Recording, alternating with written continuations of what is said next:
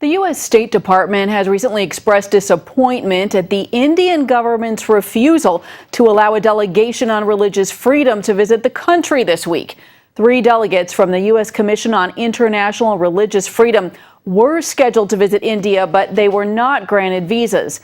One of those delegates is Father Thomas Reese, and he joins us now from our Washington, D.C. bureau. Father, thanks for joining us today. Good to be with you, Heather. What was the purpose of your delegation's scheduled trip to India? Well, the reason we like to visit countries is so that we can get the actual facts and circumstances of the situation of religious freedom in a country by visiting it, by talking to religious leaders, talking to people on the ground, and also talking to government leaders to get their side of the story. Our responsibility is to advise the President and the State Department on the situation around the world in terms of religious freedom. And India is one of the places that we wanted to get a first-hand view and understanding of the situation so we could be very fair and accurate in our report. Father, did the Indian government give any reason for not granting the visa to you? No, not really. This is actually the 3rd time that they have turned us down, not given us visas, which is kind of sad. I mean, India is a dynamic democracy. It claims to be a non-sectarian state. It has pledged itself to international agreements on religious freedom. So what is it hiding? Why isn't it willing to have us come and look at the situation? And what is the situation that you wanted to look at? What are the concerns about religious freedom in India? Well, one of the biggest concerns is there's a lot of interreligious conflict and violence going on. There have been situations where thousands of people have been killed in conflicts between Muslims and Hindus. We've seen situations where churches have been burned, been attacked by mobs. And sometimes the police are there and they're just standing by doing nothing or, participating. This is not the way governments should act, not governments that are committed by their constitution and international agreements to protecting religious freedom. And what have you seen with Christian churches as targets in particular? Is the violence there increasing? What's going on with that? Well, what's most disconcerting is that recently there's been a lot of Hindu nationalist groups that have been pushing an all Hindu India agenda, basically telling Christians go to Europe. India is only for Hindus. Telling Muslims go to Pakistan.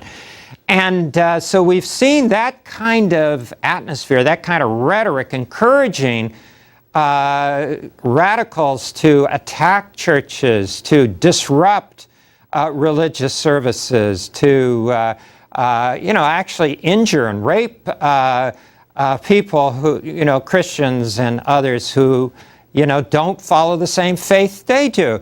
This is just terribly unacceptable. And some of these groups, frankly, are groups that support the party of Modi, and he needs to speak out against it. He needs to condemn it. And not just in English to the international press, he needs to do it to his own followers and the local languages that they understand. What is your hope at this point going forward? You have not received visas. You've applied multiple times. What's the plan now? Well, our plan is to do our report to the best ability that we can. We have other sources of information, obviously newspaper reports, NGOs and other groups, religious leaders who come and visit us in Washington and report on what's going on there. We would have liked to have had firsthand personal contact with the Indian people in their country and with their government and their religious leaders. But, we're going to do the best we can with our report, lacking that personal contact. All right, and Father, can you tell us a little bit more about these radical Hindus and their attacks on churches? I know our audience is especially interested in that.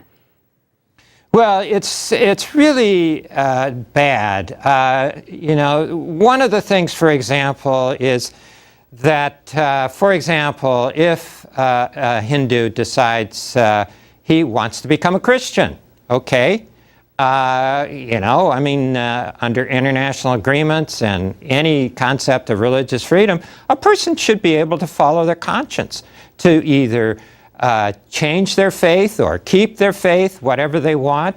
But they're stirring up trouble frequently by saying, oh no, these people are being forced to become Christians, which is utter nonsense.